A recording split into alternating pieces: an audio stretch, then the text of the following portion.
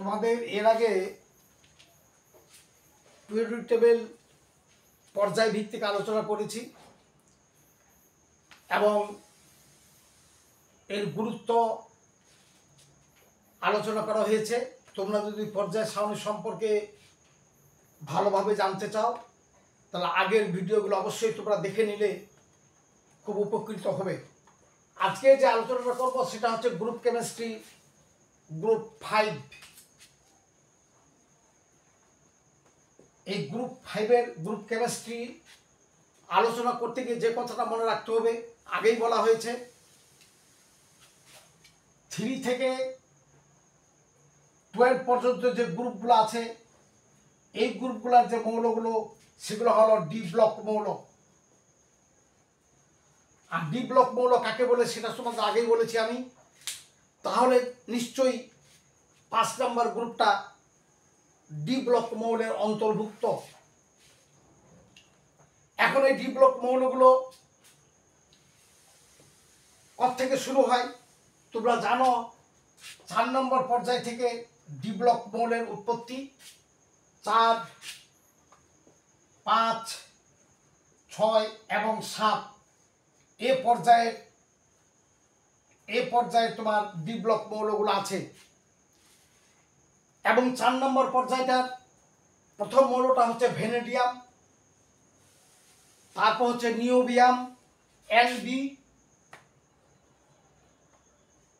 তারপর হচ্ছে TA tantalum এবং ডুবনিয়াম DB। এখন 4 নম্বর পর্যায়ের মৌলগুলোর প্রথম S ব্লকে যাবে 4s2, দুটো চলে যাবে। এবং তোমরা জানো 4 নম্বর পর্যায়টা আর্গন থেকে শুরু হবে, আর্গন 18। এটা তোমাদের জানার কথা। এবং তোমরা এও জানো ডি ব্লক মৌল 3D একমাত্র অস্তিত্ব আছে, 2D বা 1Dর কোনো অস্তিত্ব নেই। এবং N এর যত মান হবে তার চেয়ে 1 কম হবে, তাহলে নিশ্চয়ই এটা 3D।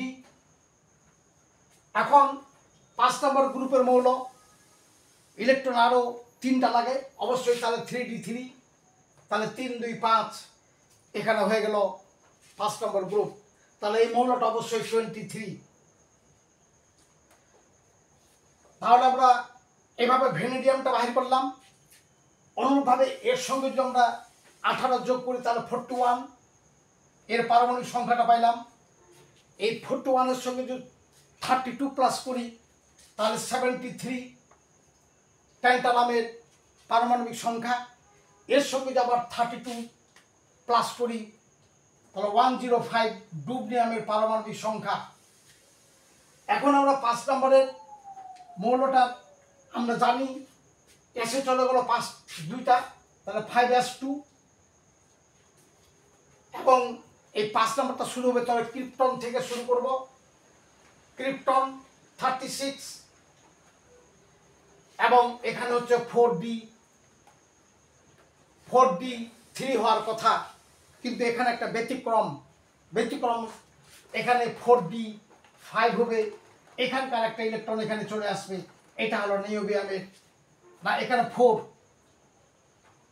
হওয়ার কথা 4, অর্থাৎ 5-এর একটা ইলেকট্রন টেনে নিয়ে আসবে, এটা হলো ব্যতিক্রম। এবং MCQ এখানে 4 নম্বর গ্রুপের কোন মৌলটি ইলেকট্রন বিন্যাসের ব্যতিক্রম। কেন ব্যতিক্রম? ইলেকট্রোস্কোপি পরীক্ষায় দেখা গেছে যে 5s ইলেকট্রনের ঘনত্বের তুলনায় 4d-তে ইলেকট্রনের ঘনত্ব বেশি, অর্থাৎ 4d-তে 4টি ইলেকট্রন 4 জায়গায় পাওয়া গেছে ঘনত্ব, এটার পাওয়া গেছে একটি জায়গায়। এই জন্য 5s1 4d4। এবার চলে যায় ট্যান্টালামে। ট্যান্টালাম যেহেতু 6 নম্বরের, অবশ্যই এটা 6 লিখব, 6s2 অবশ্যই দিব। এবং এটা শুরু হবে নিষ্ক্রিয় গ্যাস জ্যানন থেকে। জ্যানন হলো 54। এখন আরেকটা কথা মনে রাখা দরকার, এখানে 6 এবং 7 F-এর উৎপত্তি ঘটবে, তাহলে নিশ্চয়ই N থেকে 2 বিয়োগ করলে 4, তাহলে 4F 14 এবং 5D 3 এটাও গতানুগতিক। এখানে মনে রাখার বিষয় 4-এর সঙ্গে 3 যোগ করলে 7 হবে, 5-এর সঙ্গে 2 যোগ করলে 7 হবে, দুটারে n প্লাস l এর মান সমান, কিন্তু যেখানে n এর মান কম সেখানে আগে পূরণ হবে অব্যয় নীতি অনুসারে। ওই জন্য 4f14 হওয়ার পর 3d3 ইলেকট্রন হবে। এবং অনুরূপভাবে 7 নম্বর পর্যায়ে আমরা 7s2 লিখে দিব, কারণ দুটা এস ব্লকে চলে গেল 1 নম্বর 2 নম্বর গ্রুপে।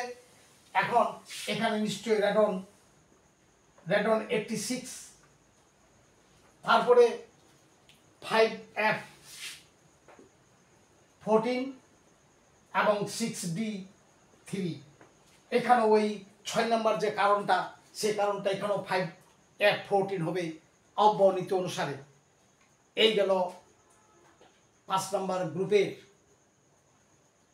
অবস্থান সহ ইলেকট্রন বিন্যাস, মৌলগুলোর নাম, পারমাণবিক সংখ্যা এবং তার ব্যতিক্রম, নিওবিয়ামের ইলেকট্রন বিন্যাসের ব্যতিক্রম ঘটনা। কারণ নিওবিয়ামের 4d4 হবে, 5s1 হবে। এটা এমসিকিউতে একটা গুরুত্বপূর্ণ প্রশ্ন। শুধু এমসিকিউ ইন্টারমিডিয়েটের জন্য নয়, মেডিকেল এবং বুয়েট বিভিন্ন পরীক্ষায় এটা একটা ব্যতিক্রম যে নিওবিয়ামের সঠিক ইলেকট্রন বিন্যাস কোনটি। তখন এটা মনে রাখতে হবে যে 4d4 5s1। তোমাদের সকলকেই ধন্যবাদ।